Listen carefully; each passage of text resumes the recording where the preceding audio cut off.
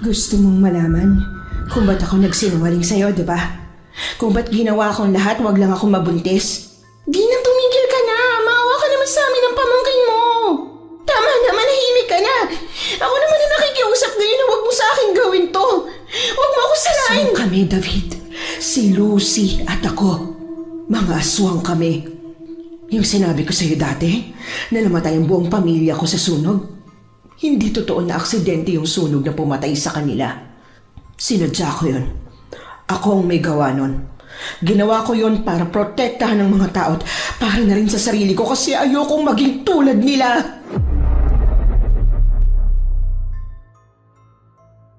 Normal sa mga tao ang magkaroon ng mga lihim na mas pinipili nilang itago kahit doon sa mga pinakamalalapit na tao sa buhay nila. Lalong-lalo na kung ang lihim na yon ay maaaring magdala ng kapahamakan.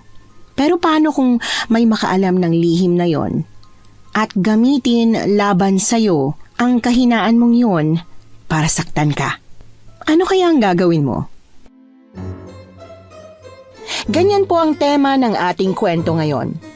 Pero bago ang lahat, kung bago ka pa lang dito sa channel, please like, subscribe, and hit the notification bell para updated kayo sa bawat kwentong ilalabas. May bago tayong storya 3 hanggang 4 na beses sa isang linggo. At ngayon, para sa tampok nating kwento. Sabi nila, isa raw sa pinaka-essence ng pagiging isang babae ay ang magdala ng buhay sa mundong ibabaw. Pero paano kung sa pagbubuntis ng mga tulad naming hindi ordinaryo'y may kapalit na buhay ng mga inosente? Gugustuhin niyo pa kayang magdala kami ng buhay sa mundong ito? Pangulang date na natin to. Tumigil ako sa paglalakad at kunot noong tumingin kay David. Sinubukan kong itawa lang ang sinabi niya at magpatuloy, pero hinawakan niya ang kamay ko. Pagharap ko sa kanya, mas seryoso na ang mukha niya. Hindi mo alam na pangwalong date na natin to? Hindi naman kasi ako nagbibilang. Basta lumalabas lang ako at sumasama sa iyo kapag sinusundo mo ako. Kasi? David, ba't biglang ang dami-dami mong tanong? Mas dumaldal ka ngayon kaysa nung nakaraang lumalabas tayo. Di mo na ba maalala kung ano sinabi ko sa'yo noon? Nung unang beses kang pumayag na makipag-date sa akin, ilang buwan na yung nakakaraan. Ay, hindi na nga niya maalala. Binibiro lang kita. Siyempre naaalala ko. Paano ko makakalimutan yun unang araw pa lang. May pa-ultimatum ka na. Sabi mo, seryoso ka sa akin, na hindi ka nakikipag-date at nanliligaw para lang maging nobya ko. Na ginagawa mo to kasi gusto mo akong maging asawa. Tapos sabi ko rin noon na kung pwede ka bang magdesisyon tungkol sa proposal ko pagkatapos ng walong date. Imposibleng makalimutan mo yung parting yun. Hindi ko nakalimutan. Pero hindi ko rin naman inasahan na ganito ka pala kaseryoso. Dina, oo. Seryoso talaga ako. Ganun ako kaseryoso. Katunayan yan. Sadya niyang pinabitin ang sinasabi niya. Nilabas niya ang singsing mula sa bulsa ng pantalon niya sabay luhod sa harapan ko. Kumabog ang dibdib ko, hindi lang sa gulat, kundi pati na rin sa takot. Pagbawi ko sa kamay kong hawak niya, tumalikod ako't mabilis na naglakad. Dina, saglit. Dina, wag naman tayong ganito. Huwag mo akong iwan ng ganito. Mag-usap tayo. Mag-usap muna tayo. Dina, mahal kita. Mahal na mahal kita at seryoso ako sa'yo. Nakuha na namin ang atensyon ng iba pang tao sa plaza. Nagbubulong-bulungan na sila. Sa paningin nila, ang sama ko sigurong babae pero may dahilan kung ba't ayokong makasal kay David. Kung ba't ayokong maging pamilya niya kahit na mahal ko rin naman siya. Pikit mata kong tinuloy ang paglalakad palayo sa kanya't namalayan ko na lang na nasa harapan ko na siya, na nakaharang na siya sa daraanan ko. David, tabi! David, ano ba? Ayaw mo ba sa akin? Hindi mo ba ako mahal? Ayokong magpakasal. Wala akong planong magpakasal kahit kailan hindi ako magpapakasal. Ayaw mo nga ba sa akin? Ano? Ayaw mo ba talaga sa akin? Hindi mo ba ako mahal? Paraanin mo na ako. Ayoko na. Gusto ko na umuwi. David, isa. Isang sabi mo lang na hindi mo ako mahal. Na kaya ka lang sumama sa akin. Para di na kita kulitin. Lalayo ako. Lalayo ako at hindi na kita kukulitin. Hindi na. Hindi na rin ako magpapakita sa'yo kahit kailan. Kung talagang gusto mo ako mawala sa buhay mo, sabihin mo sa akin. Sabihin mo gusto mo na ako mawala. Gusto kong tigilan mo na ako. Gusto kong sumuko ka na. Gusto kong mawala ka na sa buhay ko. Tumakbo ako palayo sa kanya. Paglabas ng plaza, nung sigurado akong wala na siya at hindi na niya ako makikitay, parang bata akong naiwan ng mama ko. Nag-iiyak ako. Kahit na parang hindi na ako makahinga kakaiyak, hindi ko pa rin mapatahan-tahan ang sarili ko hanggang sa makita ko ang puting panyo na iniaabot sa akin ng pamilyar na kamay. Pagtingin ko sa may-ari ng kamay, bumulaga sa akin si David. Hindi ko kinuha ang panyo sa kamay niya, kaya siya na mismo ang nagtuyo sa luha ko't naunang yumakap sa akin pagkatapos. Ano? Babastirin mo ako tapos makikita kitang umiiyak ng ganito? Tama ako, di ba? Hindi totoo yung sinasabi mo kanina na ayaw mo ako mawala, na ayaw mong tantanan kita. Mahal mo ba ako? Huwag mo ako masiyakan. Ang gusto ko, marinig yung sagot mo sa tanong ko. Kahit parang alam ko na, gusto ko pa rin marinig. Mahal kita, David. Tama ka. Mahal nga kita, pero ayoko pa rin magpakasal sa'yo. Hindi tayo pwede magpakasal. Bakit hindi? Bakit ayaw mo? Dahil ba sa relihiyon mo? Hindi ka ba Catholic? Iba ba yung religion mo sa akin? Kung gusto mo ako lilipat ang religion, ako sasama sa'yo. Hindi yun. Hindi pa rin. Kung ganun ano bang dahilan? Ayoko magkaanak, David. Hindi ako pwede magkaanak. Kung gusto mo na magsama na tayo, yun ang kondisyon ko. Walang kasal at walang anak. Pero ikaw kasi, gusto mo na may basbas ng Diyos ang pagsasama natin, di ba? At gusto mo rin ng anak. Maraming anak. O sige, walang kasal at walang anak. Pero ikaw kasi, gusto mo na may basbas ng Diyos ang pagsasama natin, di ba? At gusto mo rin ng anak. Maraming anak. Ayos na sa akin kahit wala. Ayos na rin sa akin kahit hindi sa simbahan. Sa mayor o sa judge tayo. Doon na lang tayo magpakasal. Sa kanila na lang tayo magpakasal. Ano? Pareho nating hindi kaya na wala ang isa't isa. Kaya naman magsama na tayo. Subukan natin. Kahit marami tayong pagkakaiba, magagawa natin ang paraan yung Dina. Kaya nating gawa ng paraan. Ulila na si David kaya hindi ko kinailangang problemahin ang opinyon ng magulang o kahit na sinong kamag-anak niya kung ba't hindi kami sa simbahan magpapakasal. Ayoko na isang araw magtanong siya kung ba't nga ba ayoko sa simbahan o kung ba't ni minsan ay hindi ko siya masamahan sa misa. Kaya maaga pa lang nagdahilan ako. Pinaniwala ko si David na tama siya. Na iba ang relihiyon ko sa kanya't mahirap ipaliwanag kung ano ba ang relihiyong yon. Mahal na mahal niya ako. Ang gusto niya lang sa ngayon ay makasama ko kaya handa siyang magbulag-bulagan at tanggapin ang lahat ng sinasabi ko. Malakas ang kutob ko na babagayan sa'yo. Pero hindi naman tayo sa simbahan ikakasal. Kaya hindi ko kailangan magtrahe de boda. Huwag ka mag-alala. Ayos na ako rin sa white dress na napili ko't nabayaran mo. Tiningnan ko lang naman to kasi mukhang ang ganda-ganda. Kahit sinong babaeng magsuot niyan, sigurado ako na siyang magiging pinakamaganda sa araw ng kasal niya. Miss, pwede ba namin ito makita? Pwede niya ba itong masukat? Hoy, anong ginagawa mo? Bakit? Para saan? David, ayoko. Papagurin mo pa sila hindi naman natin bibilhin. Sige na, isukat mo lang. Ayoko. Please, gusto ko lang makita kung anong itsura mo pagka naka-wedding gown. Di maganda pa rin. Siyempre naman, pero sige na, ha? Pagbigyan mo na ako. Kahit dito man lang makita kitang naka-wedding gown. Isa lang, yung gown lang na to.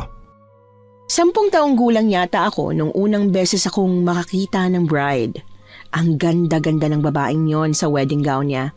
Mula nung araw na yon, bukod sa hindi ko na siya makalimutan, pinangarap ko rin na magsuot ng wedding gown, na maikasal sa simbahan. Pero agad na nabasag ang mumunti kong pangarap nang sabihin sa akin ni inay na ang tulad namin, hindi pwedeng pumasok o lumapit sa simbahan.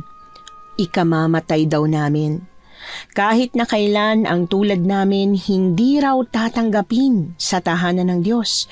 Kaya naman, pilit ko nang ibinaon sa limot ang pangarap kong yon hanggang sa dumating ang araw na ito. Mahal, ang ganda mo. Ang ganda-ganda mo. Napakaswerte ko naman na ako yung mapapangasawa mo. Naku, binobola mo na naman ako. Itigil mo na yan. Pakakasalan na nga kita, diba? Kaya hindi mo na ako kailangang bulahin. Aber, sino ba nagsabi sa'yo na binobola lang kita? Mahal, sigurado ako na lahat ng lalaking makakita sa akin mamamatay sa inggit pag nalaman nila na ikaw yung mapapangasawa ko. Baka nga itanong pa nila kung ano bang recipe ng gayumang ginamit ko sa'yo eh. Sira, alam mo ikaw, puro kakalokohan. O siya, okay na ha? Nasukat ko na to't nakita mo na rin ang itsura ko pag nakagown. Magbibihis na ako.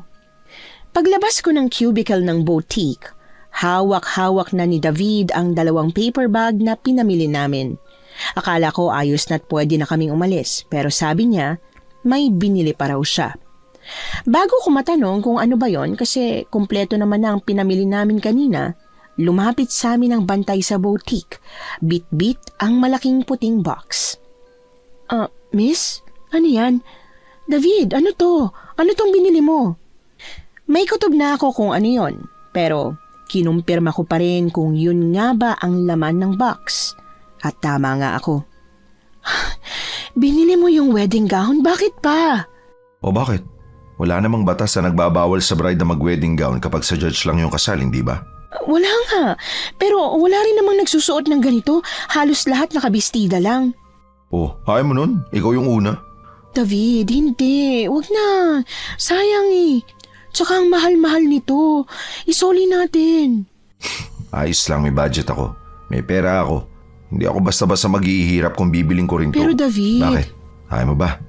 Gusto, pero hindi praktikal eh. Minsan, pwede tayo maging di praktikal. Nakita ko kung gaano ka kasaya nung isuot mo yun eh. Gusto ko na ganun ka rin kasaya at gandang-ganda sa sarili mo sa araw ng kasal natin, okay? Kung hindi pa pinuna ni David na umiiyak na naman ako, hindi ko pa mapapansin na tumutulo na pala ang luha ko sa tuwa. Mas naging abala pa ang sunod naming mga araw at linggo. Habang fina-finalize ang listahan ng mga kinumbida namin sa kasalan, bigla niyang natanong ang isang bagay na hindi ko alam kung paano kong sasagutin o lulusutan nang hindi siya nagdududa. Mahal. Dumating na yung invitation sa kasal. Talaga? Patingin nga. Nga pala, ba't wala kang in-invite? Lahat ng pupunta rito mga kaibigan ko lang. Puro galing sa side ko. Ikaw, yung pamilya mo, kaibigan, hindi mo ba sila papupuntahin? Tsaka, naalala ko, di ba sabi mo malaki yung pamilya mo? Oo, pero wala na sila eh. Namatay ang mga magulang at kapatid ko sa sunog sa dati naming bahay nung 13 anyos pa lang ako. Ano? Hindi ko ba nabanggit sa'yo? Hindi eh. Paano pag gusto kong pag-usapan natin yung pamilya mo? Kasi parang ayaw mo Patay ng mga magulang at kapatid ko. Matagal na silang patay. Mag-isa na lang din ako. Hindi na ngayon. Hindi na tayo mag-isa ngayon. Pero teka, kaibigan ba wala ka rin? Umiling ako kay David. Kita sa mukha niya na gusto niya pang magtanong kung bakit pero hindi niya na yun tinuloy. Sorry. Oh, para saan? Bakit? Kasi wala akong pamilyang mahaharap sa'yo. Ako rin naman eh. Walang pamilyang mahaharap sa'yo. Pero may mga kaibigan ka na parang pamilya mo na. Na magiging kaibigan at parang pamilya mo na rin. Kaya huwag ka mag-alala. Kahit tayo-tayo lang, sisiguraduhin ko masaya pa rin ang araw ng kasal natin, okay? Pagyakap ko sa kanya sa kauna-unahang pagkakataon, binulong ko sa kanya na mahal ko siya. Kumalas siya sa pagkakayakap sa akin. Hindi siya makapaniwala sa narinig. Gusto niya na ulitin ko yon pero nahiya na ako. Di na, sige na. Kahit isa lang. Kahit ibulong mo na lang. Gusto ko marinig. Gusto ko pang marinig ulit. Saka na. Sa araw na lang ulit ng kasal natin. Pero matagal pa yun eh. 3 linggo na lang. Konti na lang. Kaya mo pa yan. Di ba't pasensyoso ka naman? Ay, oo na. Sige na nga. Payag na ako. Lakas-lakas mo talaga sa akin eh. Pag may magandang nangyayari sa akin at sa buhay ko, maya-maya lang may kapalit na yung malas o kung anong gulo. Kaya nang dumating ang araw ng kasal namin ni David at lahat ay maayos at perpekto pa rin, pakiramdam ko siya na ang naging susi para maputol ang mga ganoong pangyayari. hanggang sa maramdaman ko ang presensya at amoy ng babaeng paulit-ulit kong pinagdarasal na sana'y hindi na ulit ako mahanap. O diba, sabi ko sa'yo kilalang-kilala ako ng bride eh. Kamag-anak niya nga ako, nag-iisa niyang kamag-anak. Kilala ko siya. Kilala ko nga siya. Pwede bang iwan mo na muna kami? Gusto ko lang siyang makausap ng kami lang. Paglabas ng wedding organizer, dali-dali akong lumapit kay Lucy. Galit kong hinawakan ang braso niya at kahit nakikita niya na ang pagkadisgusto ko sa presensya niya, hindi pa rin siya natinag. Oh, ate, namiss din kita. Sobrang namiss din kita. Anong ginagawa mo rito? Ano sa tingin mo ginagawa ko? Araw ng kasal mo, diba? Eh di, makikiselebrate. Paano mo ako nahanap? Wag na, hindi mo na kailangang sagutin. Lucy, umalis ka na. Ayaw kita rito. Ate! Magkano kailangan mo para maglahong parang bula sa buhay ko, ha? Para tigilan mo na ako? Hindi perang kailangan ko, kundi ikaw. Ikaw mismo. Ate, ayoko nang mag-isa. Tayong dalawa na lang natitira sa lahi natin eh. Magkapatid tayo, kaya dapat magkasama tayo. Ano to? ATM. Nasa 100,000 rin ang laman yan. Siguro naman tatahimik ka na't lalayo na sa akin, no? Kaya mo na ulit mag-isa at magsimula ng bagong buhay nang wala ako. Kaya mo nang kalimutan na may natitira ka pang pamilya. Kasi ako, matagal ko nang kinalimutan na nandito ka pa. Lucy, hindi na pamilya ang tingin ko sa'yo. Ayoko na madawit pa sa buhay mo o madawit ka sa buhay ko. Yung passcode ng ATM, alam mo na kung ano. Death anniversary nila? Napakawalang puso mo rin talaga, no? Pagtapos mo silang patayin, nagawa mo pang gamiting passcode ng ATM mo ang death anniversary nila? Natigilan ako sa narinig. Nanginig ako sa takot na alam niya, pero ginawa ko lahat ng makakaya ko para hindi niya yon mahalata. Nagulat ka ba na alam ko yung totoo? Oo, ate. Matagal ko nang alam ang totoo. Na hindi mga manunugis ang sumunod sa bahay natin, kundi ikaw mismo. Nakita kita noon. Nakita ko kung anong ginawa mo. Kung paanong sinubukan mo kung iwan pero bumalik ka. Bumalik ka. Binalikan mo ko. Ako lang ang niligtas mo. Niligtas mo ko kasi mahal mo ko, diba? Kaya bakit? Bakit pagkatapos mo akong iligtas sa sunog, alagaan at palakihin, bigla mo na lang akong iniwan at inabondo na? Huwag kang magpakatang at huwag ka rin magmaang-maangan na hindi mo alam. Alam kong alam mo kung ba't kita iniwan, kung ba't ako lumayo sa'yo. Maniwala ka sa akin, hindi ko alam. Kasi nagiging katulad ka nila. May napatay ka, diba? May napatay at kinain ka. Ikaw yon, diba? Yung kumuha, pumatay at kumain sa nawawalang bata sa tinitirhan natin noon. Aksidente lang yun. Isang beses lang yun, hindi ko na inulit-ulit. Hindi ako naniniwala sa'yo. Pag nakatikim ng karne ng tao, hahanap-hanapin mo na yon. Hindi na nga ulit eh. Ba't ba ayaw mo maniwala sa akin? Lucy, sige na. Kunin mo na yung pera at umalis ka na. Magpakalayo-layo ka na. Ate, nagsasabi ako ng totoo. Wala akong pakialam. Wala na akong pakialam kung yun ba talaga ang una't huli. Ang gusto ko lang, hayaan mo na ako. Talaga bang hindi mo ako kayang patawarin kasi ang laki-laki ng kasalanan kong yun? O hindi mo lang ako mapatawad kasi nagsisilbi akong paalala sa'yo na kahit anong pag-iingat at pagpapanggap at pagsusumikap natin na magpakatao, hindi naman talaga natin kaya. Na darating pa rin ang araw na lalabas kung sino ba talaga tayo. Yung totoong tayo. Tingin mo ba, pag nagpakasal ka kay David, pag nagpamilya kayo't namuhay na parang normal na pamilya, magiging normal ka na? Ate, hindi. Gumising ka nga. Aswang ka pa rin. Kumakain ka pa rin ng laman loob. Pero hindi sa tao. Kahit kailan hindi nang sa tao. Yun ang pinagkaiba natin. Yun ang pinagkaiba ko sa inyo. Lucy, please. Parang awa mo na. Huwag mo sirain ang araw na to. Importante to sa akin. Talaga bang mas pinipili mong lalaking yun kaysa sa akin? Oo, kasi magiging pamilya ko na siya. Pamilya mo rin ako, ate. Dati lang, Lucy, hindi na ngayon. Malaki ka na. Kaya mo ng sarili mo, hindi na dapat kita problema. Ayaw na kitang problemahin. Kabado akong napatingin sa pinto nang may kumatok doon. Umismid sa akin si Lucy. Bago ko pa siya maharang at mapigilan, naunahan niya na ako. Para akong sinabuyan ng malamig na tubig nang pumasok si David. Takang nagpabalik-balik ang tingin niya sa akin at kay Lucy. Mahal, anong ginagawa mo rito? Di ba hindi pwedeng magkita ang bride at groom bago ang kasal sa simbahan na dapat kasi malas daw? Kasi mamalasin daw ang pagsasama ng ikakasal, di ba? Sus, hindi yung totoo, no? Tsaka hindi naman tayo sa simbahan ikakasal, di ba? Tsaka gusto ko lang ibigay ito sa'yo. Gusto ko isuot mo to ngayon. Pero teka, pasensya na. Hindi ko alam na may bisita ka pala. Mahal, sino siya? Kaibigan mo? O kamag-anak? Alam ko naman na sinabi mong wala ka nang natitirang kamag-anak, di ba? Sabi mo lahat sila namatay sa sunog pero kamukha mo siya eh. Kamukhang kamukha. Tama, di ba? Magkamukha talaga kayo. Di naman siguro ako pinaglalaroan lang ng mga mata ko. David, kasi... Ate, ako na magpapaliwanag sa kanya. Ate? Ate mo siya? Ate mo si Dina? Paano mo siya naging ate? Magkapatid kayo? Pero, mahal, di bang sabi mo namatay lahat ng mga kamag-anak mo sa sunog? Yun ang akala ni ate. Hindi alam ni ate na nakalabas din ako't nakaligtas. Pagkatapos ng sunog, hindi na kami nagkita. Kasi nung tumatakas ako sa sunog, may mag-asawang nakapulot sa akin. Sila lang nagpalaki sa akin. Tapos si ate naman, sa ampunan ka napunta, di ba ate?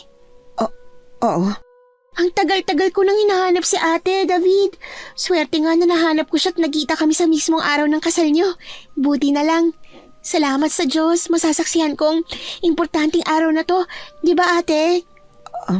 Oo nga. Mahal, ayos lang ba na in-invite ko siya? Oo naman, walang problema. Pasensya na pero ano nga palang pangalan mo? Lucy. Ako si Lucy.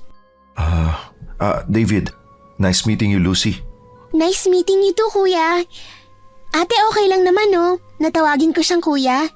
Kung ayos lang kay David, ayos lang din sa akin. Aba oo naman no. Ayos lang sa akin, bakit naman hindi? Well, Lucy, welcome to the family. Salamat, kuya. Mahal, mamaya na lang. Kailangan ko na munang tapusin to eh. Baka maliit pa tayo. Oo, yung regalo ko pala ha. Isuot mo to. Sa galit ko, agad kong nasampal si Lucy paglabas ni David ng kwarto. Ngumiti siya sa akin na parabang inasahan niya na ang gagawin ko yon. Kung akala mong mapapalapit ka sa akin, na mas magkaka-access ka na sa buhay naming mag-asawa, nagkakamali ka. Hindi ako papayag na masira mong kahit na anong meron kami. Ate, huwag ka ngang praning. Wala akong balak na sirain ang kung anong meron kayo ni David. Gusto ko lang na kahit paunti-unti, hayaan mo kung makabalik sa buhay mo. Ate, isang chance lang. Kahit isang chance lang para mapatunayan ko sa'yo na kaya ko ring maging katulad mo. Na kaya ko ring maging mabuti. Bahala ka, kung yun ang gusto mo. Pero isa lang ang sigurado, Lucy. Hindi ako papayag na sa bahay ka namin titira. Mahirap na. Baka may magawa ka pang maging dahilan para magduda sa ating si David. Payag ka na? Payag ka nang malapit lang ako? Hindi mo na ako paaalisin? Hindi mo na ako itataboy? Thank you, ate. Thank you talaga. Sabi ko ni, mahal mo pa rin ako. Mahal mo pa rin talaga ako. Promise, hindi kita bibiguin. Hindi rin ako gagawa ng kahit na anong ikakasira ng tahimik mong buhay. Promise. Naniniwala ako na mabuti ako't bilang ako ang kinamulatan ni Lucy na nagpalakit kasama niya, lakas loob akong humiling na sana may kabutihan nga akong naitanim sa kanya. Na tulad ko'y hindi niya rin magagawang manakit ng tao at manggulo. Nasa 20 minutong lakaran lang ang layo ng bahay na inupahan ni Lucy sa bahay na pagmamayari ni David. Ayos na rin sa akin na ganun lang siya kalapit para mababantayan ko siya at agad na masisita sakaling may gawin siyang hindi tama. Sa tulong na rin namin ni David, nagkaroon ng malaking pwesto sa palengke si Lucy. Karne ng manok, baboy, baka at kambing ang binibenta niya. Mabilis na lumipas ang araw. Namalayan ko na lang na lampas 1 taon na kaming magkakasama't halos hindi na kami mapaghiwalay ni Lucy. Mahal, ano to? Laruan ba to ng baby? Ba't may ganito ka? Kanino to? Yan. Wala yan. Nakitan lang ako kaya ako binili. Nakyutan ka? Mahal. Di na, wala nga yan. Huwag mo nang isipin. Hayaan mo, ibibigay ko na lang yan sa anak ni Ramil para di masayang. Kinuha niya sa akin ang box ng laruan. Narinig niya ang malalim kong pagbuntong hininga, kaya agad niya yung binitiwan. Bago niya ako mayakap, lumayo na ako sa kanya. Mahal. Mahal, please. Wag. Hindi natin to kailangan pag-awayan. Gusto mo ba ng anak? Gusto mo pa rin bang magkaanak? Magsabi ka ng totoo. Mahal, lahat naman ng lalaki gusto magkaanak, di ba? Lahat ng mag-asawa gusto ng anak. Ikaw lang naman tong may ayaw, di ba? Nagkalinawan na tayo tungkol dito, diba? Nung nakaraang taon pa bago tayo ikasal. Hindi ko naman sinikreto sa'yo na ayoko magkaanak eh. Na kahit kailan hindi kita mabibigyan ng anak. O bakit? Bakit ayaw mo? Bakit ayaw mo magkaanak tayo? Ano, may mali ba sa akin? Tingin mo ba hindi ako magiging mabuting ama? Na pag nandyan na yung bata, pagsisisihan ko? Natin? Na nag-anak tayo? Ano? Gusto kong malaman kung bakit. Karapatan kong malaman kung bakit. Bigyan mo ko ng iba pang dahilan. Kung ba't ayaw mo maliban sa ayaw mo lang. Kasi baog ako. Baog ako, David. Baog ako. Sira ang matres ko. Walang silbi. Ngayon, kung gusto mo talagang magkaanak, kung pakiramdam mo may kulang sa'yo, hindi kita pipigilan na hiwalayan ako. Maghiwalay tayo ng maayos. Saka ka maghanap ng babaeng kayang magbigay ng anak sa'yo. Kasi ako kahit anong gawin ko, hindi ko kaya yon. Paglabas ko ng kwarto, narinig ko pa ang paulit-ulit na pagtawag niya sa pangalan ko pero hindi ko na siya nilingon. Lumakad ako nang hindi ko alam kung saan ako pupunta at namalayan ko na lang na nakatayo na ako sa harap ng pwesto ni Lucy. Ate, napadaan ka. Anong sadya mo? Ayos ka lang ba? Ba't parang magang mata mo? May problema ba kayo ni Kuya David? Nag-away ba kayo? Ano pinagawayan niyo? Sigurado naman, hindi ako, no? Ang good girl ko kaya. Yumakap ako kay Lucy at umiyak. Ngayon niya lang ako nakitang umiyak ng ganito. Kaya kahit sabi kong hindi niya ako kailangang intindihin, sinarado niya ng maaga ang shop at inuwi ako sa bahay niya. Oo nga kasi, ba't pa ayaw mo magkaanak kay kuya? Okay naman siya, diba? Stable kayo, kaya niyong bumuhay ng anak. Tsaka ayaw mo nun, may papasa niyo sa mga anak niyo ang pagiging mabuting tao niya at pagiging mabuting aswang mo. Ito naman, binibiro lang kita, ang seryoso mo. Para tuloy plano mo akong kainin. Yun nga mismo ang dahilan. Ha? Yun mismo? Ayaw mong maipasa niyo ang pagiging mabuting tao niyo? Ayokong maipasang pagiging aswang ko sa anak namin. Pag nangyari yun, mapipilitan akong aminin kay David ang tungkol sa lahi natin. Hindi niya ako matatanggap. Ang duwag-duwag pa naman nun. Isa pa, may pangako ako sa sarili ko. Ano naman yun? Sa akin na matatapos ang lahi natin. Gusto kong maubos ng lahi natin, Lucy. Ha? Ate, kahit hindi ka magkaanak, pag nagkaanak ako, edi may magpapatuloy pa rin sa lahi natin. Huwag mo sabihin na dahil lang ayaw mo maipagpatuloy ang lahi natin, pagbabawalan mo na rin ako. May plano kang mag-asawa at magkaanak? Oo naman. Ba't mo naman naisip na wala? Paano hindi ko maiisip? Lahat ng nanliligaw sa'yo, binabasted mo. Hindi ko kasi sila gusto, no? Pero pag dumating na yung lalaking para sa akin, yung tatanggapin ako ng buong buo, gusto ko na magkaanak kami, no? Lucy, walang ganon. Paano wala may nahanap ka nga? Nakalimutan mo na bang hindi alam ng Kuya David mo na aswang nga tayo? Walang normal na lalaking tatanggap sa atin. Kung meron man, malamang aswang din. Parang tayo. Tahimik kong hinawakan ang kamay niya. Pagtingin niya sa akin, umiling na siya kaagad.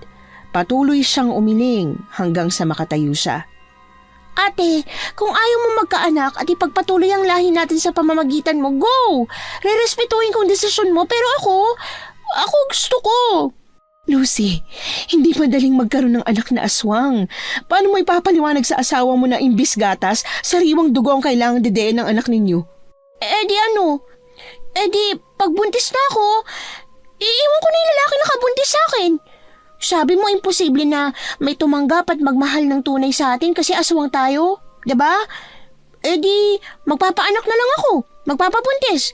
Tapos, pagbuntis na, saka ako magpapakalayo-layo. Tama, ganun nga ang gagawin ko. Ate, please, ayoko na magkasira tayo. Hayaan mo ako sa buhay ko. Gaya nung hindi naman ako nangingialam sa buhay mo, diba? Palalakihin kong katulad natin na magiging anak ko. Magiging mabuting aswang din siya. Hindi siya mananakit ng tao. Ate, please. Kung hindi kita mapapakiusapan, gawin mong gusto mo pero wag dito. Wag mo ritong palakihin ang magiging anak mo. Kung pwede rin, sa ibang lugar ka maghanap ng lalaking magbibigay sa'yo ng anak. Ate, promise, hindi mo ako magiging problema sakaling magdesisyon ako na gusto ko na magbuntis. Huwag ka maglala, Tsaka, hindi ko pa ba napatunayan sa'yo na responsableng aswang na ako? Parang ikaw. Pagtunog ng alarm ng phone ko, kinuha ko agad ang pills sa bag ko. Ate, ano yan? Gamot? Maintenance? Wala to, vitamins lang. Aswang na nagba-vitamins? Gara ah. Pagkatapos kong inumin ang pills, binalik ko na ang bote nun sa bag ko. Sa bahay na ako ni Lucy naghapunan. Paglalim ng gabi, napansin kong panay na ang pagtingin sa akin ni Lucy. Pinaalis mo na ba ako? Huh? Hindi ah. Ate, walang kaso sa akin kung gusto mo na dito ka na magpalipas ng gabi habang nagpapalamig pa kayo ni Kuya David. Pero, ipaalam mo sa kanya na nandito ka para hindi siya mag-alala. Wag na, hindi na kailangan. Sigurado kung alam nun na nandito ako. Alam niyang wala akong ibang mapupuntahan eh. Oo nga, pero magsabi ka pa rin. Kung ayaw mo siya makausap o i-text man lang, ako na lang magsasabi. Kinuha ni Lucy ang phone niya. Akala ko iti-text niya lang si David. Laking gulat ko nang tawagan niya yon. Bago ko makuha sa kanya ang cellphone, narinig ko ng boses ng asawa ko. Hello kuya, si ate nandito sa akin ha. Ayaw niya pang umuwi eh. Dito muna siya ha. Ngayong gabi lang naman. Bukas pauwiin ko na rin siya. Ayaw niyang umuwi? Susunduin ko pa naman sana siya eh. Nandito na ako sa tapat ng bahay niyo. Pasimple akong sumilip sa bintana. Nakatayo na nga sa may gate si David.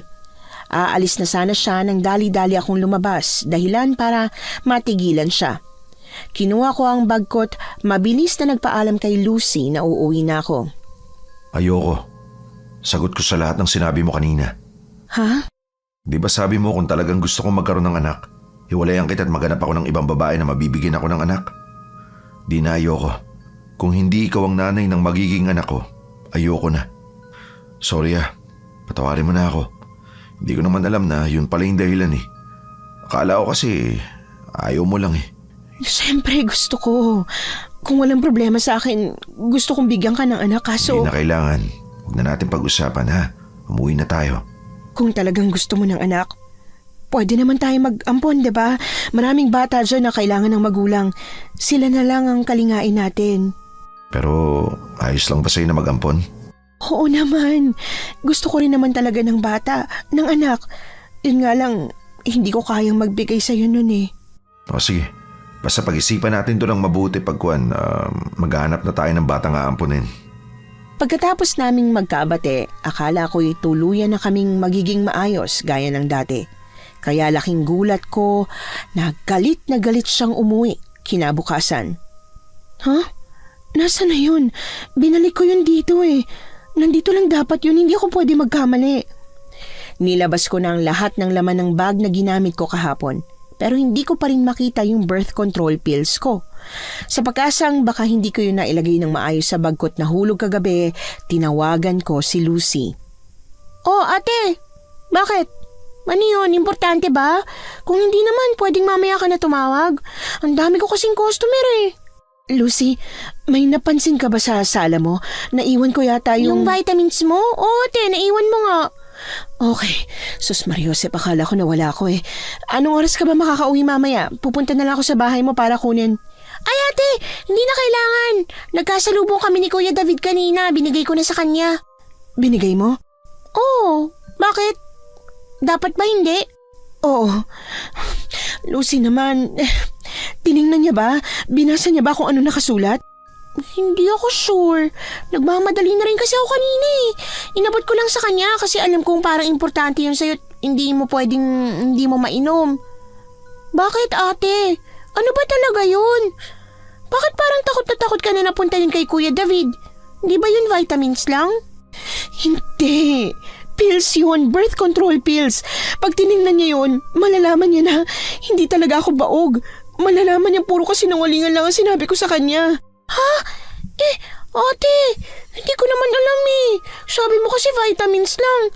Kung alam kong birth control yun, edi sana hindi ko binigay sa kanya.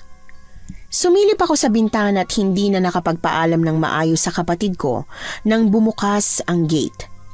Inaral at binantayan ko ang ekspresyon ni David pero hindi ko siya mabasa-basa. Pagpasok niya ng bahay, sinalubong ko siya na parang walang nangyari. Mahal, ang aga mo ngayon ah. Nagmerienda ka na ba? Nagluto ako ng maruya, nasa mesa. Gusto mo ng kape?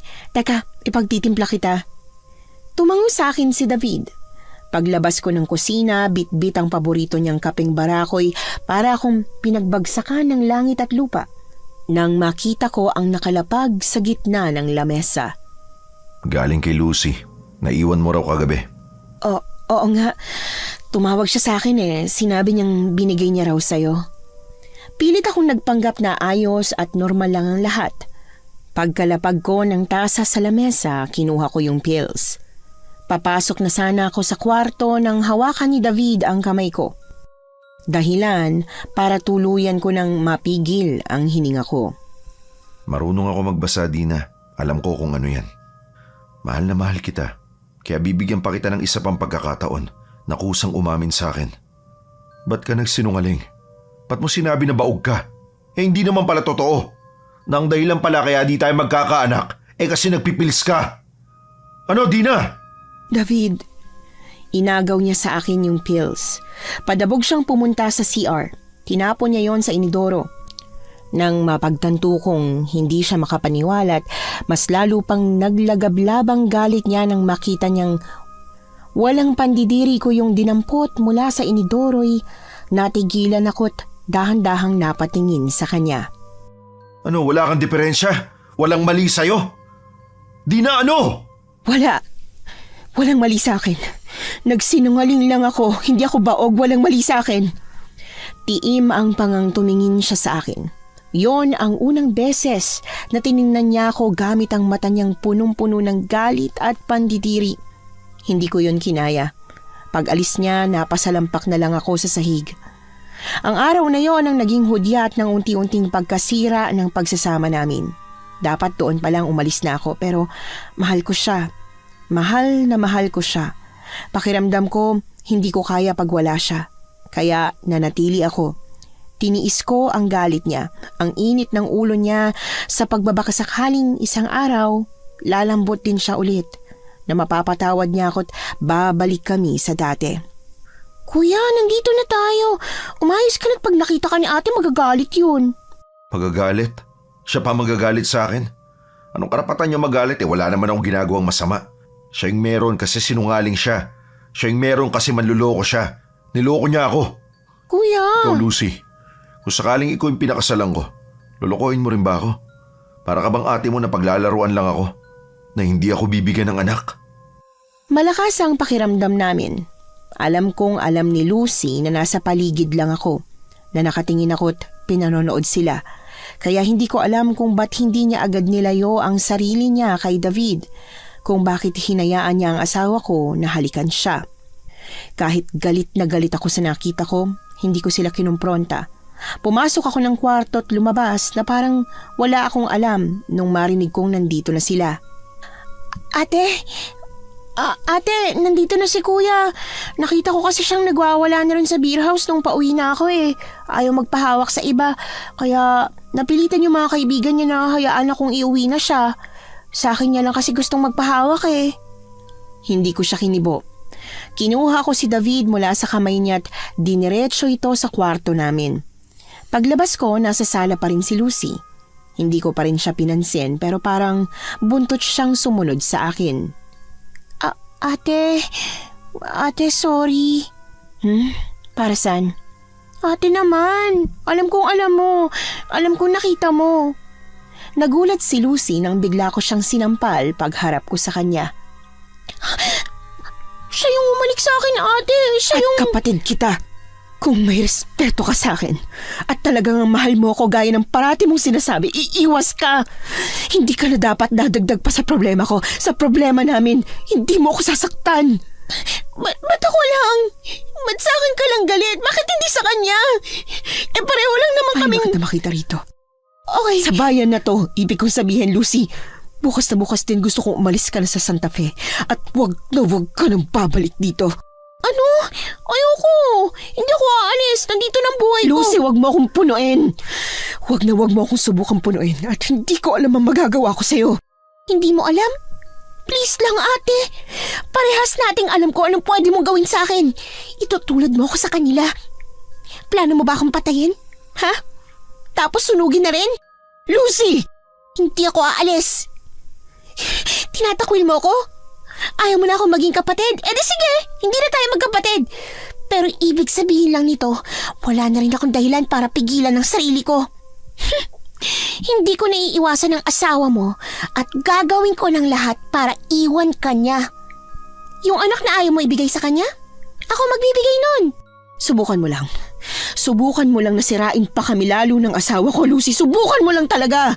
Wala na akong kailangan pang sirain sa inyo ni David kasi sirang-sira na kayo. Kailangan ko lang maghintay na tuluyan siyang matauhan. Dina?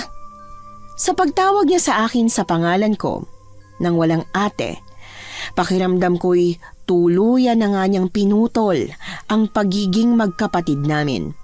Nagmatigas si Lucy. Hindi siya umalis ng Santa Fe habang si David, kahit na alam kong naaalala niyang hinalikan niya ang kapatid ko'y pilit siyang umakto na wala siyang kasalanan sa akin. Pinagbigyan ko siya. Inisip ko na nagawa niya lang yon dahil sa alak, kasi lasing siya.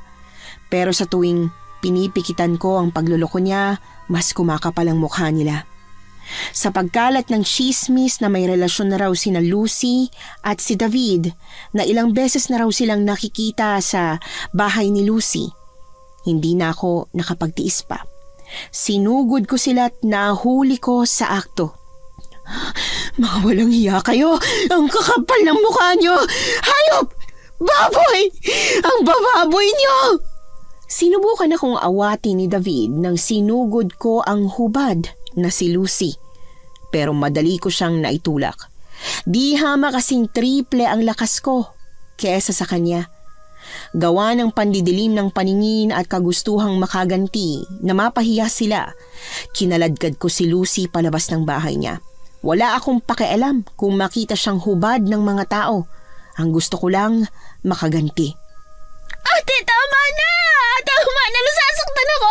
Ate, please! Tama na! Nasasaktan na ako! Ate! Huwag mo akong tawaging ate! Plinano mo to, di ba? Sinadya mo to. Ito yung paraan mo para makaganti ka sa akin. Makaganti saan? Sa pag-iwan ko sa'yo? O sa ginawa ko sa pamilya natin?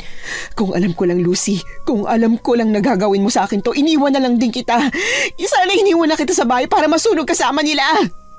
Alam mo kung bakit? Kasi wala ka rin kasing sama. Hindi na magpapaliwanag ako. Kasalanan mo rin naman kasi to eh. Niloko mo ako Kaya gumanti ka? Kaya yung kapatid kong napili mo para saktan ako? Lucy, narinig mo yon? Ginamit ka lang niya para gantihan ako. Hindi ka niya mahal. Hinubad ko ang singsing ko at binato ko yon kay David bago ko sila tinalikuran. Pagdating ko sa bahay, inayos ko na agad ang mga gamit ko. Sa gate kami nagpang-abot ni David. Hinawakan niya ang braso ko at parang santo niya akong niluhuran habang umiiyak. Di na mahal kita. Patawarin mo ako, hindi ko sinasadya. Yung kapatid mo kasi, alam niyang mahina ako gawa ng problema natin. Sinamantala niya yun. Inakit niya ako at lalaki lang naman ako. Kapal ng mukha mong gamitin ang dahilan na yan sa akin. Hindi ka naging mahina. Hindi niya pinagsamantalahan na may problema tayo. Ginusto mo yan. Ginusto mo rin siya. Huwag mo akong gawin tanga. Manalangin ka na sana hindi mo siya nabuntis, David. Kasi kung oo, malaking problema ang haharapin mo. Ang haharapin niyo. Hindi mo alam kung anong klaseng problema ang pinasok mo. Anong ibig mo sabihin?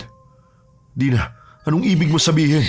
Sakaling nabuntis mo nga si Lucy, kailangan mong gawin lahat na makakaya mo para malaglag ang bata. Kung hindi, magkakagulo dito. Mapapahama kayo. Nasisiraan ka na. Baliw! Kung kanina pinagsisihan ko ang nagawa ko, hindi na ngayon. Mukhang tama lang yung desisyon ko na ang kapatid mo na lang yung pinakisamahan ko. Hindi lang binitiwan ni David ang kamay ko. Pinagtulakan niya pa ako palabas ng gate. Nasubsob ako Pero bago ako makatayo, may tumulong na sa akin. Bitiwan mo ako. Huwag mo akong hawakan. Uy, miss! Sungit naman. Kung na nga itong tinutulungan, ikaw pa tong galit. Sinabi ko bang tulungan mo ako? Hindi ko kailangan ng tulong mo. Umalis ka na nga. Bumulong pa ang lalaki na ang sungit-sungit ko raw. Pagsakay niya ng tricycle, napansin kong maliit na karato lang nakasabit sa sidecar niya. Sandali. Sandali pala. Ano yun, Miss Minchin? Miss Minchin? Sino yun? Edi ikaw? Hindi ako si Miss Minchin. Hindi ba? Kala ko kasi bukod sa para magkamukha kayo ng parating mataas yung kilay, pareho rin kayo masungit eh. Di bali na nga. Ito naman, pinagsakluban ka ba ng langit at lupa kaya ganyan kakapait? Hindi ko siya pinansin. Lumakad na ako pero parang anino akong sinusundan ng tricycle niya. Pagtigil at pagbaling ko sa kanya, nag-iwas siya ng tingin na para bang hindi niya ako sinusundan. Ano? Sabihin mo na kung ano kailangan mo.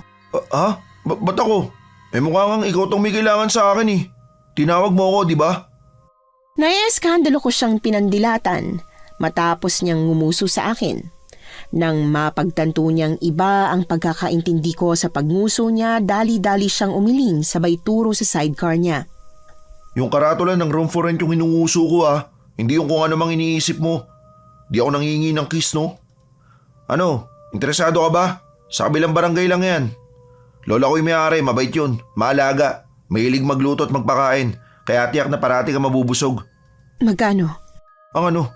Yung buwan ng renta, syempre. Kala ko ako eh.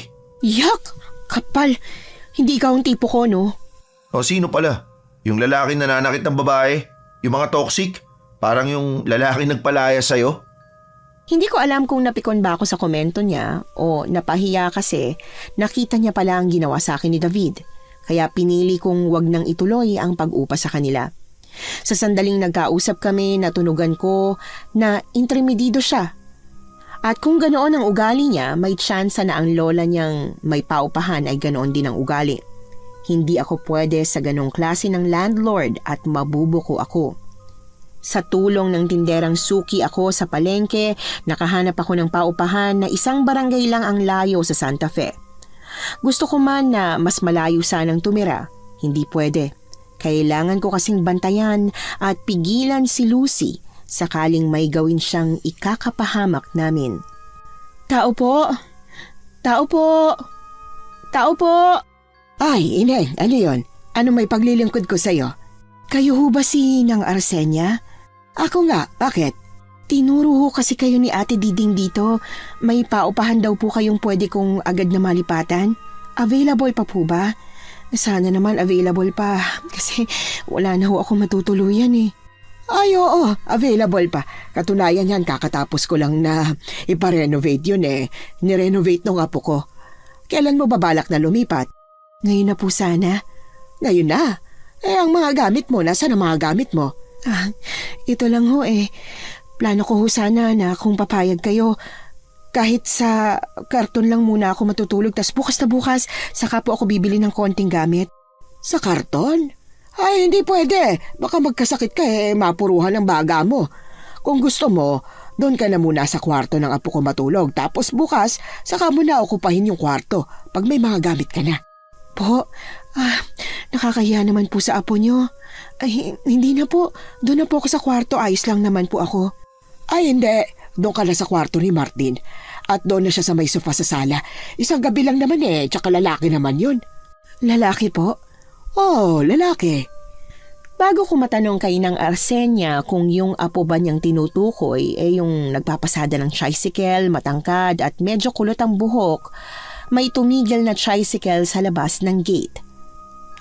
Siya na yata yan, yung apo ko. Huwag kang mag-alala. Mabait yan. Magkakasundo kayo kasi gentleman yan. Single ka pa ba, iha? Kasi kung oo, baka naman pwede mong subukan yung apo ko. Baka magustuhan mo. Po? Ay, pasensya na. Nagpapakakupido ako ha. Paano hindi napakatorpe ng apo kong yun? Kung hindi takot at kabado sa babaeng gusto niya tagilid kong bumanat. Pagka hindi ko pinakailaman ng love life nun, tsak mamamatay yung single. Pagpasok ng apo ni Nang Arsenia, nagkagulatan kami.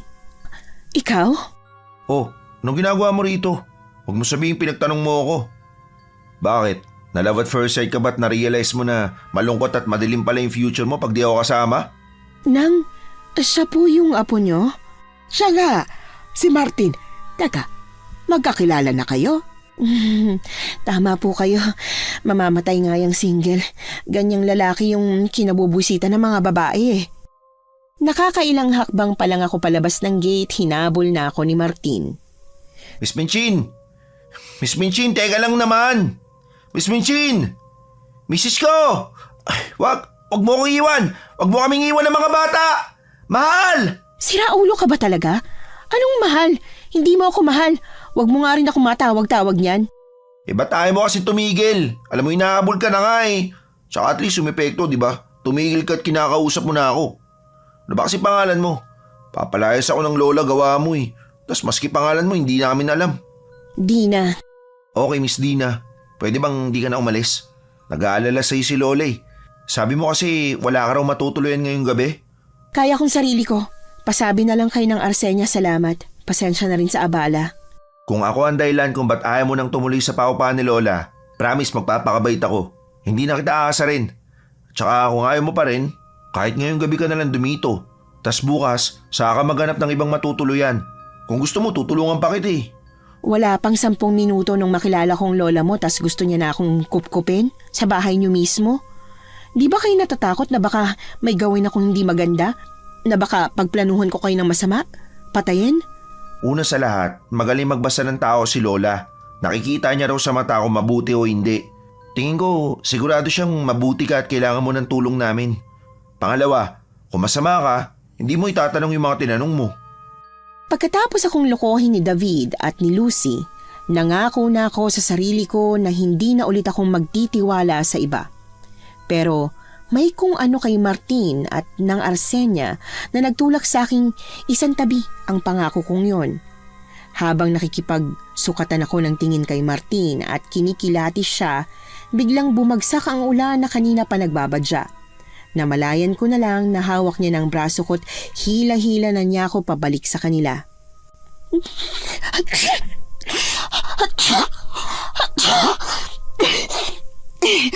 Ay, sus ko, yan na nga bang sinasabi ko eh. Martin, kulo na ba yung iniinit mo?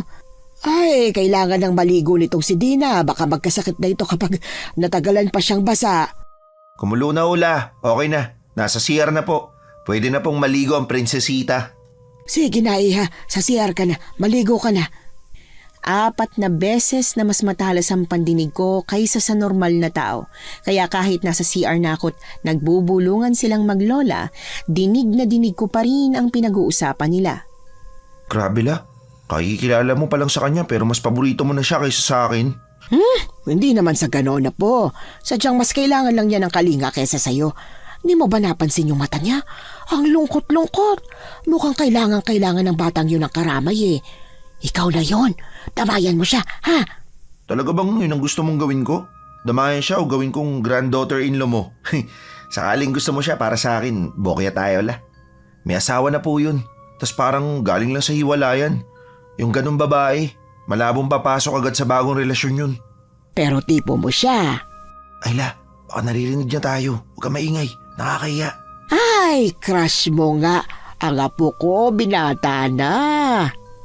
Pagkatapos naming maghapunan, pinadiretso na ako ni ng Arsenia sa kwarto ni Martin para makapagpahinga.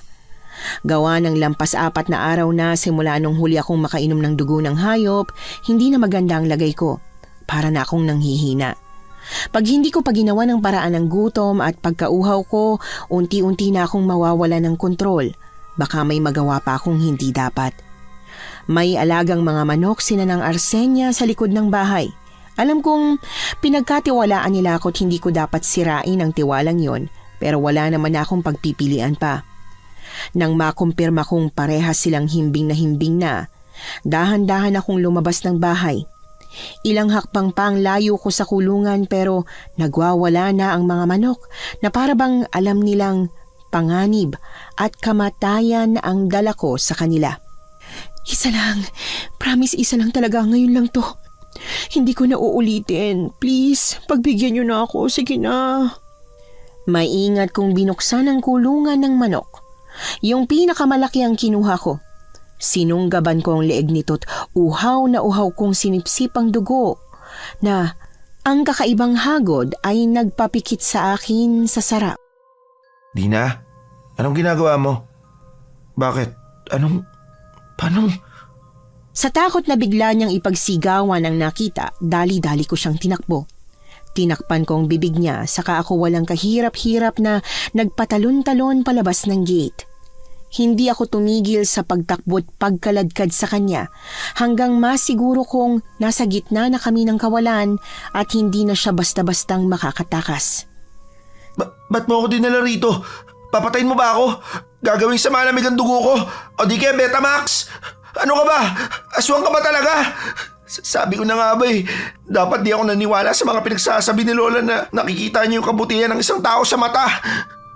Magiging kwento talaga ako. Kung alam ko lang na nagpo-foreshadow ka na pala kanina nung sinabi mo hindi ba kami natatakot na baka saktan mo kami. Sana pala nakinig ako sa'yo. Sinubukan kong lumapit sa kanya, pero dala ng takot para siyang papel na tumupi. At kahit anong tulak sa sarili ay hindi basta-bastang makatayo. Kumalma ka nga. Martin, kumalma ka nga. Makinig ka sa akin. Makinig ka ng mabuti sa akin, ha? Martin! Martin! Ano? Huwag ka lumapit. Gusto mo akong kumalma? Lapit ka ng lapit sa akin. Makinig ka kasi. Huwag mo ako sigawan. Lalo ako natatakot Oo na. Hindi na. Pero makinig ka nga kasi. Maniwala ka hindi kita sasaktan. Aswang na hindi nananakit? Meron ba nun? Para mo na rin sinabi na hindi ka kumakain ng tao. Hindi nga. Kung hindi, ba't mo ako dinala rito? Kung plano kitang saktan, patayin o kainin, tingin mo ba mag-aaksaya pa ako ng oras na kausapin ka? Di ba hindi? Hindi mo talaga ako sasaktan? Oo, naniniwala na ako. Hindi ko na paulit-ulitin kaya huwag na mainit ang ulo mo. Aswang ka ba talaga? Pigil hiningang tumango ako sa kanya. Pinasadahan niya ako mula ulo hanggang paa. Tapos bigla siyang ngumiti na ikinakunot ng noo ko. Anong nakakatawa? Sabi ko na may kakaiba sa'yo Yung ganyang ganda, hindi talaga pantao. Martin, magseryoso ka nga. Seryoso ako Ako rin naman, seryoso Hindi kita sasaktan. Hindi ko sasaktan sinang Arsenia. Wala akong sasaktan kahit na sino sa lugar niyo. Talaga? Hindi ako kumakain ng tao. Hayop lang sapat na sa akin. Kaya kong kontrolin ang sarili ko. Pangako, maski isang tao, wala pa akong napapatay. Pero kung hindi ka komportable na makasama ako gawa ng nalaman mo, aalis ako. Bukas na bukas aalis ako. Pero pwede bang isekreto mong nakita mo? Itong nalaman mo? Martin, ayoko ng gulo. Ayoko rin na umabot sa puntong makakasakit ako para lang maprotektahan ang sarili ko kasi hindi rin naman ako martir na hahayaan lang ang taong bayan na kuyugin ako. Pakiramdam ko ay parang umurong ang dila ko nang punasan niya ang gilid ng labi ko. Pinakita niya sa akin ang bahid ng dugo. Sa kanya yun pinuna sa shorts na suot niya. Ayan, hindi ka na masyadong nakakatakot. Anong ginagawa mo? Ewan ko rin. Hindi ba't ikaw dapat yung tinatanong ko niyan? Ano bang ginagawa mo sa akin? Kinakausap. Kinakausap lang? Hindi mo ako ginagayuma o inaakit? Sabi nila may powers kayo mga babaeng aswang na akitin ng lalaking gusto niyong biktimahin, di ba? Hindi kita inaakit at uulitin ko hindi kita bibiktimahin. Kung manok ka baka oo, pero hindi ka naman manok, di ba? Pero parehas kami may itlog. O joke lang. Seryoso na nga. Kung hindi mo naman pala ako inaakit, tas may nararamdaman akong ganito, ibig sabihin, love at first sight to? Na love at first sight ako sa'yo? Sa isang aswang? Dahil parang wala naman akong mapapala kay Martin, iniwan ko na lang siya. Bumalik ako ng bahay nila na parang walang nangyarit sa kauna-unahang pagkakataon. Hindi ko maipaliwanag kung bakit palagay ako at nakaya kong pagkatiwalaan ng isang tao ng sikreto ko. Bagay na hindi ko nagawa kay David kahit pa ang sabi ko sa sarili ko ay mahal na mahal ko siya. Hindi ko maalala kung anong oras ako nakatulog pero kinaumagahan gumising sa akin ang sunod-sunod na pagkatok sa pinto ng kwarto. Pagbukas ko, agad na pumasok si Martin. Anong ginagawa mo? Anong ginawa mo? Ginawa ko? Anong ginawa ko? Ano ibig mo sabihin? Sabi mo hindi ka nananakit ng tao, na hindi ka kumakain, na hindi ka pumapatay, na wala kang sasaktan taga sa amin. Pero bakit si Mang Obet napatay kagabi? Sinong Mang Obet? Tsaka, bakit parang akong sinisisi mo? Pagkatapos mo akong iwan, umuwi ka na ba agad? Wala ka bang nakasalubong? Wala kang pinatay? Hindi mo pinatay si Mang Obet? Sinubukan niyang bawiin ang kamay niya pero hindi ko yon binitiwan hanggang sa madama niya ang pulso ko. Mahina, 'di ba? Mahina yan kasi gutom pa ako. Kasi hindi pa sapat yung manok na nakain ko kagabi. Eh di hindi ikaw. Hindi nga ako, promise. Sino ba yung Mang Obet na yun? Ano nangyari sa kanya at akong pinagbibintangan mo? Nakita siya sa parte ng gubat malapit sa pinagdalan mo sa akin. Nawawala ang laman loob at puso niya. Teka, saan ka pupunta? Kay Lucy. Lucy? Sino naman yun? Aswang din? Teka, gaano ba kayo karaming aswang na nagkalat sa paligid? 2 lang. Ako at yung kapatid ko lang. 2 lang daw. Nilang niya yung 2 ha? Saglit, kapatid mo ba yung isang aswang? Oo, Di mo ba siya tulad na mabait na aswang? May history ba siya na kumakain siya ng tao? meron pero matagal na yun. Sa loob ng 1 taon na nagsama kami ulit, wala na siyang ginawang hindi dapat pero Pero? baka buntis siya. Baka nabuntis siya ng asawa ko. Madrama niyang tinakpan ang bibig niya. Tumalikod siya at nagpabalik-balik ng lakad bago muling humarap sa akin na para bang ngayon niya palang talaga na-absorb ang sinabi ko. Sandali lang ulit. Sakaling buntis nga ang kapatid mo, na nabuntis nga siya ng asawa mo, yung pagiging buntis niya ba yung sign na titigil na muna siya sa pagiging pescatarian niyang aswang? Pag buntis ba ang babaeng aswang, talagang kailangan nilang kumain ng tao? Hindi ba nila kaya na hayop lang? O sandamakmak na manok? O kaya isang buong baboy? Kailangan ng buntis na aswang ng dugot puso ng tao. Kung hindi siya makakain ng sapat na ganun, bukod sa manghihina siya, mataas din ang tsansang hindi mabubuhay yung bata. Ibig mo sabihin, hindi si Mang Obet ang una't huling bibiktimahin ng kapatid mo? Pero di ba taga Santa Fe ka? Nandun din yung kapatid mo? Kaya bakit dito siya nang bibiktima? Para akong masisi ng mga taga rito. Sinadya niya to. Nanadya siya. Pag nalaman ng mga taga rito na nagumpisang may mabiktima ang aswang pagdating ko, unti-unti ako sisisihin ng mga taga rito. Teka, saan ka pupunta? Agad na napahinto si Martin nang bigla akong humarap sa kanya. Dahan-dahan siyang umatras ng umatras hanggang sa makabalik siya ulit ng kwarto. Bakit? Ano yun? Ba't ganyan ka makatingin sa akin? Natatakot ako. Miss Minchin, wala naman takutan. Kung ayaw mong madamay sa kalokohan ni Lucy, iwasan mo muna ako. Huwag kang dumikit ng dumikit sa akin. Tingin mo ba hindi niya pa alam kung sino ako at kung sino si Lola? Nung kinupkup ka namin kagabi, damay na kami. Kaya nga, iiwas muna ako sa inyo hanggat hindi pa ito naaayos para hindi na lumala pa. Ayoko madamay ka. Ayoko may mangyari sa inyo kaya makinig ka lang. Pwede ba? Buong tapang na hinawakan ni Martin ang kamay ko.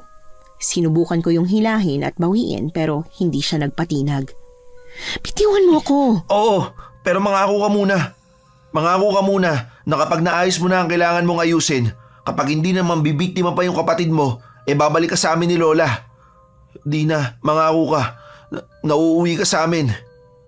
Iniwan ko siyang hindi sinasagot ang tanong niya. Pagkatapos kong ayusin ang gulong sinimulan ni Lucy, magpapakalayo-layo ako. Wala na akong balak na magpakita pa sa kahit na sinong taga Santa Fe o Bagong Bayan. David, may nakalimutan ka? Sana tinext mo na lang ako nang ako nang nagdala sa talyer. Napawi ang ngiti sa labi ni Lucy nang ako ang makita niya sa may pinto. Paghawak niya sa tiyan niya na parabang pinoprotektahan niya yun mula sa akin, nakuha ko na ang sagot na kailangan ko. Anong ginagawa mo rito? Huwag mo sabihing bumalik ka para makipag-ayos kay David. Di na, hindi na pwede. Iniwan mo na siya sa akin. Akin siya. Akin na. Hayaan mo na kami. Hahayaan ko na kayo't isasaksak ko pa siya sa baga mo kung ipapalaglag mong pinagbubuntis mo. Ano? Nasisiraan ka na ba? Ba't ko naman gagawin yon, ha? Ang batang tong dahilan kung ba't niya ako pinili kesa sa'yo. Lucy, may nabiktima ka na. Pag pinagpatuloy mo yan, mas darami lang ang mga taong mapapatay mo para kainin para mabuhay ang batang yan. Ano? Dina, anong ibig mo sabihin? David, huwag kang maniwala dyan. Huwag kang maniwala sa kanya. Nahihibang lang yan kaya kung ano-ano sinasabi niya. David! Dina, kinakausap kita. Anong sinasabi mong may pinapatay si Lucy para mabuhay ang anak namin? Nagsisinungaling nga siya, David. Ano ba? Kilala ko ang ate mo. Hindi siya sinungaling. Hindi siya basta-basta gagawa ng kwento. Mas paniniwalaan mo ang dati mong asawa kaysa sa akin na pinagbubuntis ang anak mo. Oo, Gusto mong malaman kung ba't ako nagsinungaling sa'yo, di ba? Kung ba't ginawa akong lahat, wag lang akong mabuntis? Gina, tumigil ka na. Maawa ka naman sa amin ng pamangkin mo. Tama na, manahimik ka na. Ako naman na nakikiusap ngayon na huwag mong gawin sa akin to. Huwag mong sirain. Aswang kami, David. Si Lucy at ako. Mga aswang kami. Yung sinabi ko sa'yo dati, na namatay ang buong pamilya ko sa sunog. Hindi totoo na aksidente yung sunog na pumatay sa kanila. Sinadya ko yun. Ako ang may gawa nun. Ginawa ko yun para protektahan ng mga tao at para na rin sa sarili ko kasi ayokong maging tulad nila. Ayokong maging aswang na kumakain ng tao. Ayokong magpabuntis sa'yo kasi pag nabuntis ako, mapipilitan akong kumain ng tao para mabuhay ang magiging anak natin sa sinapupunan ko. At si Lucy, kakabilang, meron na siyang biniktimang taga-Bagong Bayan. Kung ipagpapatuloy niyong pagbubuntis niya, masusundan at masusundan si Mang Obet. Pag pinalaglag mong batang yan, Lucy, handa akong pikitan ang nagawa mo kay Mang Obet. Pero kung hindi, ipagkakalat ko sa mga taga Santa Fe kung ano ka ba talaga. Sa tingin mo hindi nila maiisip na aswang ka rin katulad ko? Bago pa ako madamay, aalis na ako sa lugar na to. Pero sisiguraduhin ko na sa pagkakataong to, hindi ka na makakaligtas. Ate, ganyan ka na ba kawalang puso? Talaga bang mas importante sa'yo mga taong yun kaysa sa akin na kadugo mo? Alam mo ang sagot ko sa tanong na yan. Bibigyan ko lang kayong dalawa ng 3 araw para pagdesisyonan kung anong gagawin niyo sa batang nasa sinapupunan ni Lucy. hindi ko papatayin ng anak ko. Kahit anong mangyari, gusto ko na ituloy ni Lucy ang pagbubuntis niya. Pagkatapos ng 3 araw at nandyan pa rin yan, pasensyahan na lang tayong 3. Gaya ng inaasahan, nabalot ng takot ang mga taga-Bagong Bayan. Mabilis kasing umugong ang usap-usapan na hindi murder ang nangyari kay Mang Obet, kundi nabiktima siya ng aswang na siya naman talagang nangyari. Habang hinihintay ko ang desisyon ni David, kasi alam ko namang hindi matitinag si Lucy, bumalik ako kina ng Arsenia. Damihan mo ng budbud, Martin. Huwag mong tipirin at marami naman akong biniling asin. Bawat siwang lagyan mo, ha. Ay, iha, nagising ka ba namin sa siesta mo? Pasensya na, ha. Kunin mo nga pala to at lagyan mo rin ang kwarto mo. Napatras ako sa gulat at takot nang biglang iabot sa akin ni ng Arsenia yung plastik ng asin. Bago yung dumikit sa balat ko, nakuha na yon ni Martin. Ako na pula. Ako na po yung maglalagay sa mga bintana at pinto ng inuupahan niya. Dina, tara. Pasimpleng sinipa ni Martin ang asin sa siwang ng pinto para makadaan ako. Pagdating namin sa inuupahan ko na wala pang 10 metro ang layo sa bahay nila, nag-aalala siyang humarap sa akin. Magiging okay ka lang ba? Sa loob ng bahay na puro bawang at asin.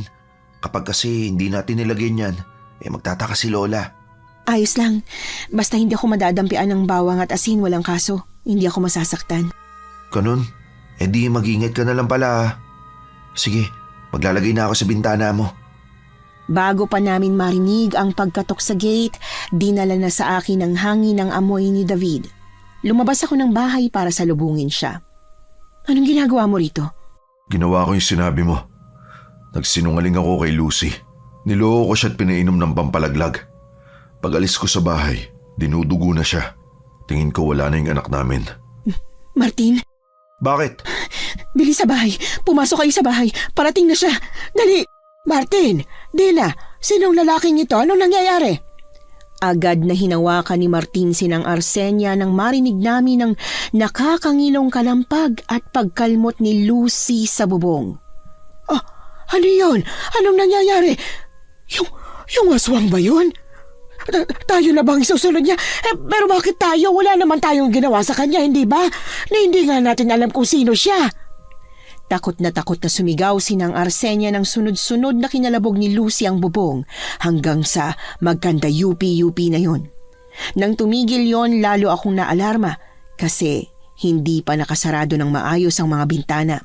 May tinuro sinang Arsenia sa likuran ko, pero pagharap namin ni na Martin, wala naman kaming nakita. Yung aswang! Nakita ko yung aswang! Nandun yung aswang sa may bintana! Ito na bang katapusan natin na po? Mamamatay na ba tayo lahat? Hindi po, wala pong mangyayari sa inyo. Hindi ko po hahayaan na may mangyari sa inyo. Hayop! Mga hayop! Hindi ko kayo mapapatawad sa ginawa niyo sa anak ko! Papatayin ko kayo! Papatayin ko lahat ng taga rito! Dinampot ni David ang asin mula sa bintana at sinabo yon kay Lucy. Paghagis niya, nadaplisan ako't nasaktan din. Agad kong nilingon sinang Arsenia na hindi makapaniwala sa nakita niya. Umuusok! Umuusok siya! Umusok at nagkasugat din siya sa asin! Aswang ka? Aswang ka rin? Opo la, aswang din po si Dina. Pero hindi siya katulad ng aswang sa labas. Mabait po siya. Mabuti siyang aswang. Alam mo nga aswang siya at hindi mo sinabi sa akin. Bago atakihin sinang Arsenia sa puso gawa ng presensya ko, lumabas na ako ng bahay. Dahan-dahang tinigil ni Lucy ang parang butiki niyang paggapang sa dingding ng bahay ni na Martin. Sa kauna-unahang pagkakataon, nakaramdam ako ng takot kay Lucy. Sa pagkawala ng anak na pinapangarap niya, alam kong umabot na siya sa sukdulan at wala na siyang sasantuhin. Lucy, Huwag mong tatawagin ang pangalan ko. Wala kang karapatan. Paano mo nagawa sa akin to? Inalisan mo na naman ako ng pamilya, ate. nandito pa rin naman ako, Lucy. Pwede nating kalimutan ang lahat ng nangyari. Pwede tayong magsimula ulit. Yung tayong dalawa lang. Parang dati, di ba?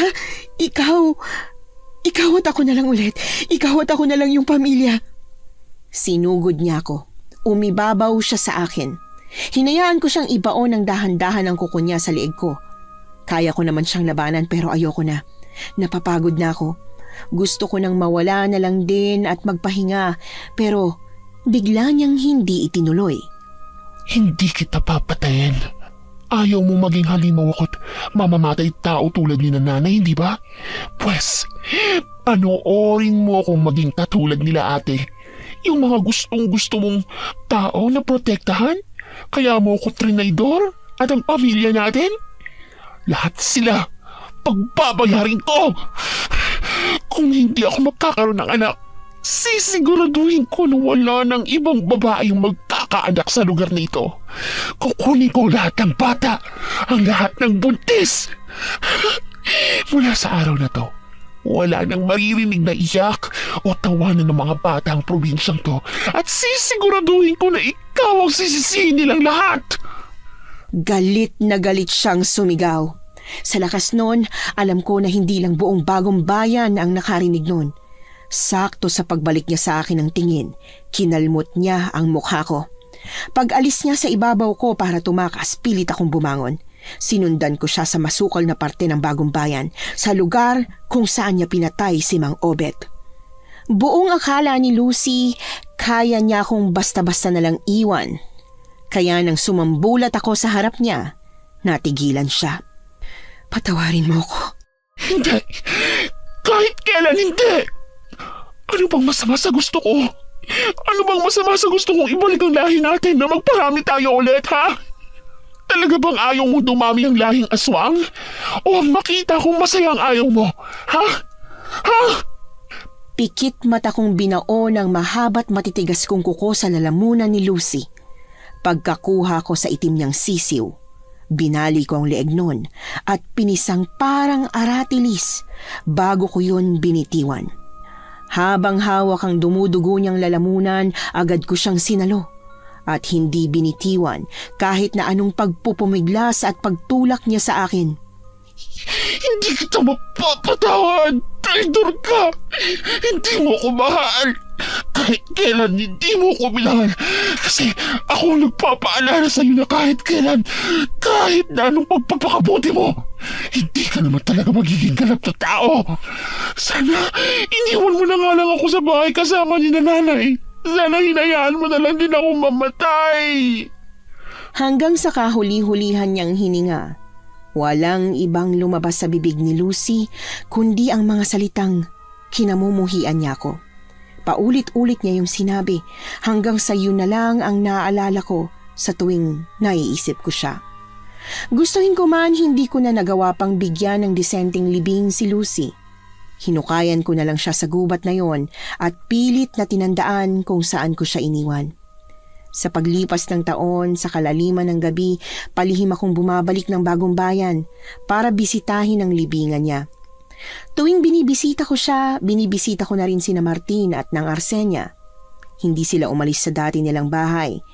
Habang si David, naglaho na rin parang bulat, hindi ko na rin naman siya sinubukan pang hanapin. Nangaalis na sana ako galing sa ilang minuto kong pagmamasid sa labas ng gate ni na Martin, bigla yung bumukas.